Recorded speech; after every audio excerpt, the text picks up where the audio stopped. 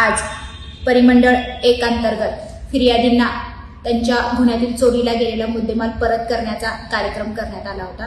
त्याच्यामध्ये 77 फिर्यादी यांना एकूण 1,69,51,000 रुपयाचा मुद्देमाल परत करण्यात आलेला आहे।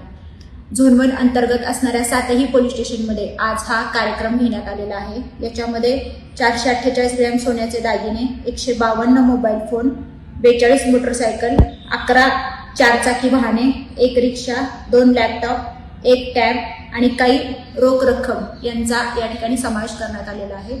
सदरचा कार्यक्रम हा माननीय पोलीस आयुक्त संदीप कर्णिक सर यांच्या मार्गदर्शनाखाली दोन्ही डिव्हिजनचे एसीपी, सर्व सिनियर पीआय आणि त्यांच्या अंडरमध्ये असणारे मुद्देमाल कारकून यांच्या सहयोगाने करण्यात आलेला आहे।